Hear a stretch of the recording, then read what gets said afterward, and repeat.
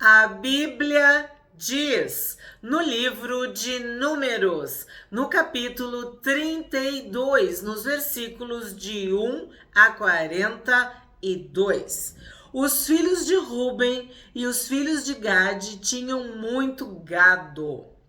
Quando viram a terra de Jazer e a terra de Gileade, que eram boas para a criação de gado, os filhos de Gade e os filhos de Ruben foram falar com Moisés, com o sacerdote Eleazar e com os chefes da congregação.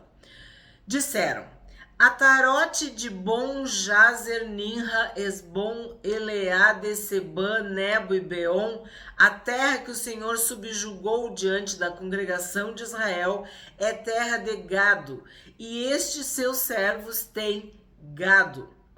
Disseram mais: se encontramos favor aos seus olhos, permita que a posse desta terra seja dada a estes seus servos e não nos faça passar o Jordão. Bom, aqui nós temos duas tribos, a tribo de Ruben e a tribo de Gade. Eles viram a terra e fizeram um pedido a Moisés. Que terra é essa? Jazer. Deus auxilia, Deus ajuda. Então eles acharam por bem de pedir, de interceder, de reivindicar diante de Moisés essas terras. Por quê? Eles viram a terra e viram que era uma terra própria, propícia, favorável para a criação de gado. Então eles fizeram este pedido, para não passar o Jordão, para ficar do lado de cá. 6. Porém, Moisés disse aos filhos de Gade e aos filhos de Ruben: se prepare. Então os irmãos de vocês irão à guerra enquanto vocês ficam aqui? Então, Moisés já chegou chegando.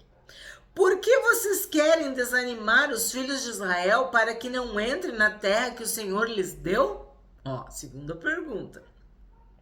Assim fizeram os pais de vocês quando os enviei de Cades Barneia para ver esta terra. Lembra do trauma dos espias? Eles chegaram até o vale de Escol e, vendo a terra, desanimaram os filhos de Israel para que não entrassem na terra que o Senhor lhes tinha dado. Nós estudamos esse capítulo, muito triste, né?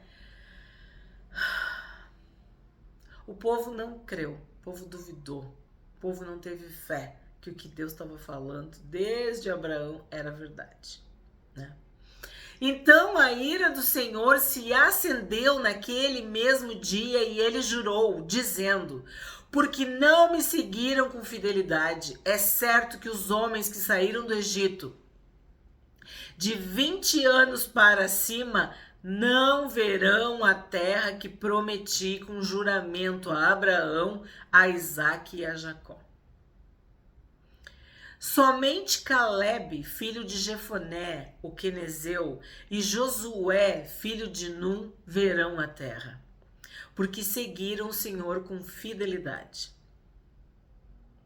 Por isso a ira do Senhor se acendeu contra Israel, e ele os fez andar errantes pelo deserto durante 40 anos, até que se consumiu toda a geração que havia feito o que era mal aos olhos do Senhor. E agora vocês, geração de pecadores, se levantaram em lugar de seus pais para aumentar ainda mais o furor da ira do Senhor contra Israel? Se vocês não quiserem segui-lo, também ele deixará todo o povo novamente no deserto, e vocês serão a causa da ruína deste povo. Eu não sei se vocês estão entendendo, mas essas duas tribos, elas não queriam passar o Jordão, elas não queriam tomar posse da terra prometida depois do Jordão, elas queriam antes do Jordão.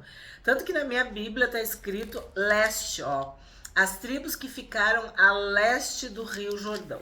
Então, o que acontece? Moisés está interpretando que eles não estão querendo enfrentar guerra, não estão querendo lutar, desapossar, expulsar os inimigos, que eles estão querendo ficar do lado de cá, porque a terra é mais tranquila, porque ali eles vão poder criar o gado. Então sempre, o objetivo sempre, né? O trabalho, a prosperidade, o lucro, o conforto, a segurança, e não botar os inimigos para correr. Porque a gente tem que entender que esses inimigos, eu tenho falado para vocês, eles são inimigos espirituais. Não é uma questão humana, é uma questão espiritual. Então, eu quero o meu cantinho de terra. Eu quero o meu pedaço de chão. Eu quero a minha família. Eu quero tudo certinho. Mas eu não estou preocupada com a salvação, com a cura, com a libertação, com a santificação, com a vida de ninguém. Não estou querendo evangelizar, não estou querendo que o reino de Deus se expanda, cresça, nem glorificar a Deus. Não, eu só quero meu cantinho. Então, Moisés interpreta que a tribo de Ruben e a tribo de Gade não estão preocupados com o povo de Israel, com a aliança que tem com Deus.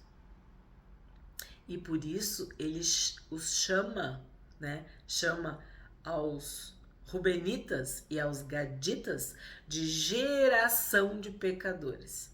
E aí faz um resumo, né? Um resumão, uma recapitulação de tudo que a gente estudou. E aí ele deixa bem claro, ó, que por 40 anos eles ficaram andando errantes pelo deserto, até que toda aquela geração morreu, até que todos foram consumidos pela ira de Deus, porque o que eles fizeram e falaram foi mal aos olhos do Senhor. Então, só se salvou Caleb e Josué. E a gente tem que lembrar que nem Moisés e nem Arão, né? E aí ele diz que se os rubenitas e os gaditas fizerem isso, abandonarem a Deus, Deus também vai os abandonará. Deus também os abandonará. E eles serão a causa, olha só, a causa da ruína do povo. Então, Moisés pegou pesado, como a gente diz aqui no Rio Grande do Sul, chamou na chincha os rubenitas e os gaditas. 16. Então, os filhos de Gade e os filhos de Ruben se aproximaram de Moisés e lhe disseram: edificaremos currais aqui para o nosso gado e cidades para as nossas crianças, mas nós nos armaremos e vamos para a guerra adiante dos filhos de Israel, até que os tenhamos levado ao seu lugar.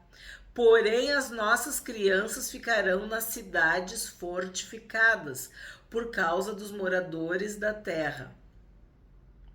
Não voltaremos para nossas casas até que os filhos de Israel estejam de posse, cada um da sua herança, porque não herdaremos com eles do outro lado do Jordão, nem mais adiante, porque já temos a nossa herança deste lado do Jordão ao leste. Então, eles foram categóricos, foram firmes, mas eles melhoraram a proposta, eles reformularam a proposta, eles negociaram, entende? Eles esclareceram para Moisés, deixaram claro, né? Eles não estão abandonando a guerra, eles não estão abandonando o povo, eles não estão abandonando as promessas de Deus, a aliança de Deus, não. Como eles são criadores de gado e aquelas terras são favoráveis para criar gado, eles recebem, ó, já temos a nossa herança deste lado do Jordão. Então, eles já vão, vamos dizer, adiantar o serviço, construindo currais, Ó, edificaremos currais, quer dizer, vão construir currais para o gado e cidades para as nossas crianças. Então, eles estão garantindo que vão subir a guerra, que vão fazer tudo junto com os seus irmãos, com as outras tribos de Israel. Então, eles pontuam, eles deixam bem claro para Moisés, não, a gente não tá abandonando, a gente não tá fugindo, a gente não tá duvidando, a gente não tá incrédulo, questionando. Eles estão mostrando a integridade deles, mas também deixando bem claro, a nossa herança é desse lado de cá. Nós vamos lutar para que todos consigam as suas heranças, que tomem posse das suas terras, mas as nossas crianças, os nossos gados, né? O nosso gado vai ficar do lado de cá. Então nós vamos garantir a nossa terra desse lado. Tá bem explicado, tá bem claro, vocês entenderam? 20. Então Moisés lhes disse, olha só, conversando a gente se entende, né? Se vocês fizerem isso, se vocês se armarem para a guerra diante do Senhor, e cada um de vocês armado passar o Jordão diante do Senhor, até que ele tenha expulsado seus inimigos de diante dele. Então, vamos parar aqui. Então, Deus vai expulsar os inimigos. E os inimigos são de Deus, quer dizer, são contra Deus. Então, o que é necessário? Que todas as tribos, quer dizer, que todo o povo de Deus lute a guerra de Deus. E a terra estiver subjugada diante do Senhor, então vocês poderão voltar e estarão desobrigados diante do Senhor e diante de Israel. E a posse desta terra será de vocês diante do Senhor. Porém, se vocês não fizerem isso, estarão pecando contra o Senhor. E fiquem sabendo que esse pecado certamente os encontrará. Construam cidades para os seus filhos e currais para as suas ovelhas. E cumpram o que vocês prometeram. Aqui dá para ver a personalidade, a liderança, a autoridade de Moisés. E eu também já diria assim, o estresse, a falta de paciência, né? Moisés está deixando bem claro que eles têm que cumprir o que eles prometeram. Cumpram o que vocês prometeram. Cumpram. Tenham palavra. Vocês disseram que vão fazer isso, então façam. Subam armados, se armem, lutem as lutas do Senhor, as lutas do povo de Deus. Lutem lado a lado com os irmãos, com as outras tribos. Garantam a vitória do povo de Israel. Depois vocês voltam. E aí vocês vão estar desobrigados diante de Deus e diante do povo de Israel. Mas, porém, contudo, todavia, se vocês não cumprirem o que vocês prometeram, o pecado vai encontrar vocês. Vocês serão encontrados. Tipo, Deus vai pegar vocês, Deus vai castigar vocês. Se preparem, porque daí não vai ter cidade fortificada que vai proteger, não vai ter curral para ovelhas, se Deus mandar uma praga e todos os bichos morrer, ou se os inimigos vierem atacar. Então assim, vocês têm que cumprir o que vocês prometeram. E isso é muito forte para nós, porque Jesus disse sim, sim, não, não. O que passar disso é do maligno, o que passar disso é pecado, o que passar disso é mentira, o que passar disso é engano. Então, cumpre o que tu prometeu. No caso, Moisés está enquadrando eles, está colocando eles no lugar deles. Vocês estão falando que vão fazer isso, então façam. Cumpram suas promessas. Cumpram a palavra de vocês. 25. Então os filhos de Gade e os filhos de Ruben disseram a Moisés: nós, seus servos, faremos o que nos foi ordenado. Então, eles vão obedecer. Eles vão cumprir a palavra. Eles vão cumprir a promessa. 26. Nossas crianças, nossas mulheres, nossos rebanhos e todos os nossos animais estarão aí nas cidades de Gileade. Eu tenho que destacar Gileade. O que é Gileade? É testemunho. Então, olha que forte. Eles estão dando testemunho na cidade do testemunho. Eles estão empenhando a sua palavra na cidade do testemunho. Então, está sendo firmado um testemunho, uma promessa, um acordo, uma combinação. 27. Mas estes seus servos passarão para o outro lado, cada um armado para a guerra diante do Senhor Deus, como nos está sendo ordenado. Aí eu vejo assim, ó, aqui muita submissão, muita obediência, muito respeito, muita honra, né? Mas muita firmeza, muita convicção. 28. Então Moisés deu ordem a respeito deles ao sacerdote Eleazar, a Josué, filho de Num, e aos chefes das casas dos pais das tribos dos filhos de Israel. Por quê? Tu tem que lembrar, tu tem que entender que Moisés não vai entrar. Que quem vai liderar este povo é Josué. Quem vai suceder Moisés, quem vai implementar a posse da terra prometida é Josué. Então tudo tinha que ficar bem especificado, bem determinado, bem esclarecido antes da morte de Moisés. Por isso que ele dá ordem a respeito dos Rubenitas e dos Gaditas, a Eleazar e a Josué. 29.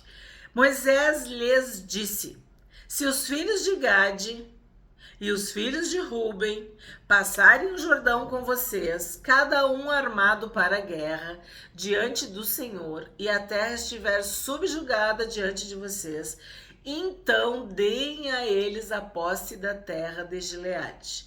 Mas, se eles não passarem armados com vocês, terão a parte deles entre vocês na terra de Canaã. Então, além daquela ameaça ou daquela advertência, né, de que o pecado vai encontrar vocês, agora tá dizendo, eles não terão posse onde eles querem. Eles vão ter que ter a parte deles entre vocês na terra de Canaã. Entenderam? A posse da terra tá sendo firmada antes do Jordão, em Gileade. Então, isso está se tornando um testemunho público, algo que vai ficar registrado, oficializado. Se eles forem à guerra, fizerem tudo certo, eles vão poder tomar posse das terras, vão receber a sua herança nas terras que eles querem. Do contrário, eles vão ter que ficar na terra de Canaã. Tá explicado? Tá entendido? 31. Os filhos de Gade e os filhos de Ruben responderam: o que o Senhor Deus disse a estes seus servos, isso faremos. Passaremos armados diante do Senhor a terra de Canaã e teremos a posse de nossa herança deste lado do Jordão. Eles estão se comprometendo, se responsabilizando, dando a sua palavra. Passaremos armados diante do Senhor a terra de Canaã e teremos a posse de nossa herança deste lado do Jordão. Moisés deu aos filhos de Gade, aos filhos de Ruben e à meia tribo de Manassés, filho de José, o reino de Seom, rei dos amorreus, e o reino de Og, rei de Bazã, a terra com as cidades e seus distritos, as cidades em toda a extensão do país. Os filhos de Gade edificaram Dibon, Atarote e Aroer, Atarote, Sofã, Jazer, Jogbeá, Bet-Ninra e Bet-Arã, cidades fortificadas e currais de ovelhas. Os filhos de Ruben edificaram Resbom ou Esbom, Eleade e Kiriataim, Nebo e Baal-Meon, mudando-lhes o nome, e Sibna, e deram outros nomes às cidades que edificaram. Então aqui eu tenho que parar um pouquinho, porque ele fala, eles trocavam o nome. Ó, deram outros nomes, mudando-lhes o nome. Deram outros nomes às cidades que edificaram. Isso é muito importante para nós. Cada um de nós tem uma identidade em Cristo. Nós temos um chamado, um propósito. Fomos criados de uma forma intencional pelo nosso Deus. E muitas vezes nascemos num lar, vivemos experiências traumáticas, pessoas dizem coisas a nosso respeito, nos dão nomes, né? Rótulos, temos traumas, dores, feridas, e nós vamos ficando dilacerados, machucados, defeituosos, como eu posso dizer? Feridos, já falei, né? Feridos. E perdemos a identidade que temos em Cristo. E quando tu tem um encontro verdadeiro, quando tu é curado, quando tu é salvo, quando tu é liberto, toda essa dor, toda essa casca, toda essa ferida, todo esse pulso, toda essa inflamação, né? Toda essa fratura, seja lá, toda essa doença, tudo isso cai por terra. Os leprosos deixam de ser leprosos, os mancos deixam de ser mancos, os coxos deixam de ser coxos, os cegos passam a enxergar, os surdos passam a ouvir, os humilhados são exaltados, os feridos são curados, os presos, os cativos, os loucos são libertos. E aí tu recebe um nome. Em Apocalipse nós vimos, a gente recebe um novo nome.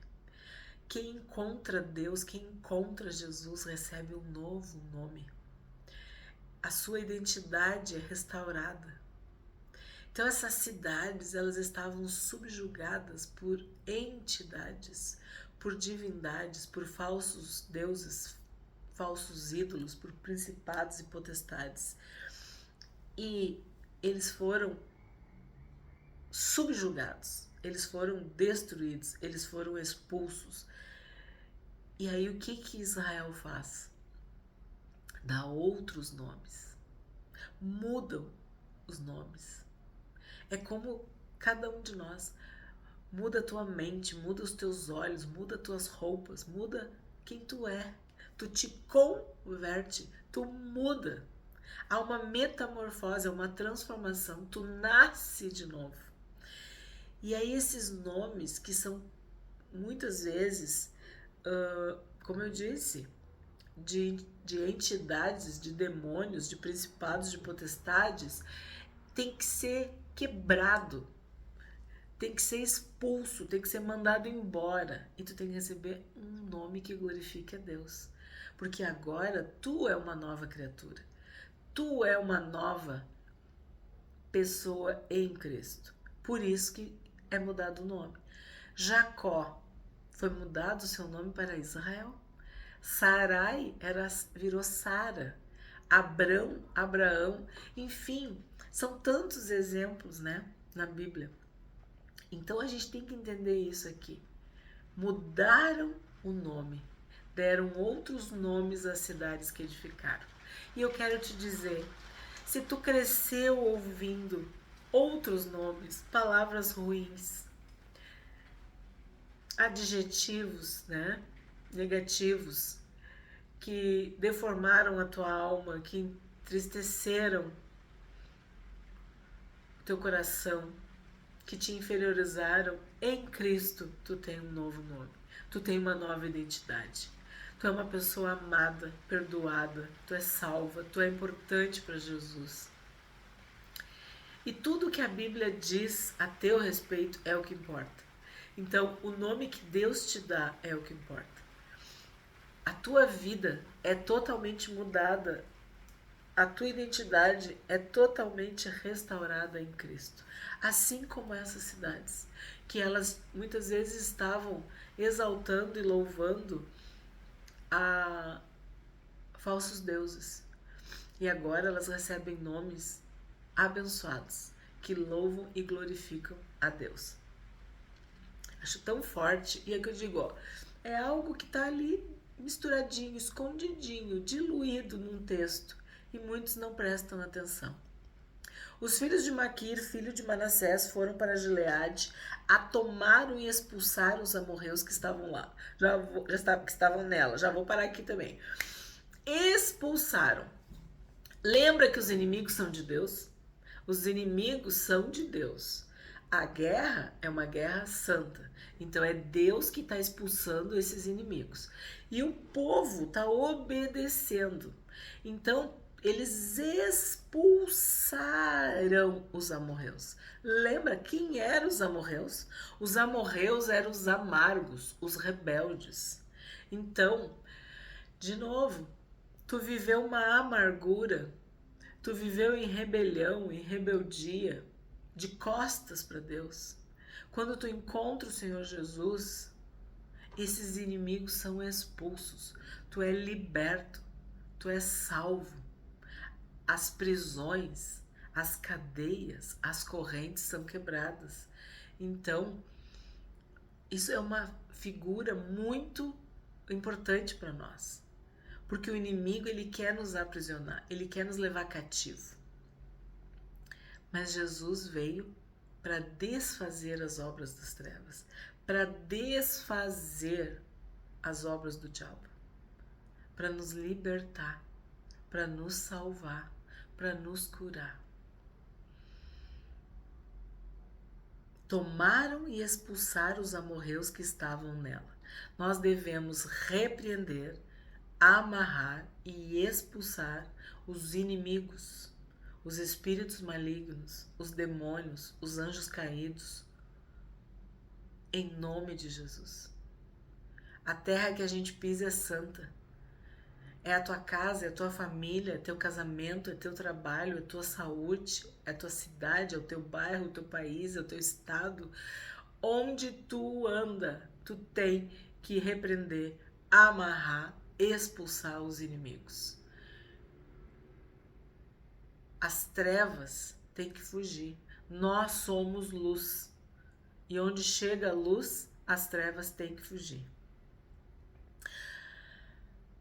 Portanto, 40. Portanto, Moisés deu Gileade a Maquir, filho de Manassés, o qual habitou nela. Jair, filho de Manassés, foi e conquistou as aldeias dos amorreus e deu-lhes o nome de Javote, ou não é Javote, é Ravote ou Avote Jair. Noba foi e conquistou Kenate com as suas aldeias e chamou-lhe Noba, que era o seu próprio nome. Aí aqui eu quero falar. Noba quer dizer latido. Então o que quer dizer isso? Ele conquistou Kenate. Deixa eu ver, eu vou ver o que é Kenate rapidinho aqui. Kenate, vamos ver. Kenate, possessão, posse. Então ele conquistou Kenate, né? Tomou posse de Kenate, possuiu com as suas aldeias e colocou o nome dele. O nome dele quer dizer latido. Quer dizer, ele foi corajoso. O que é latido? A gente tá ali tranquilo, um cachorro começa a latir, já te assusta, já fica atento. Então, nós interpretamos o quê? Que ele foi corajoso, que ele foi forte, que ele gritou mais alto, né? Que ele expulsou, que ele conquistou, que ele venceu.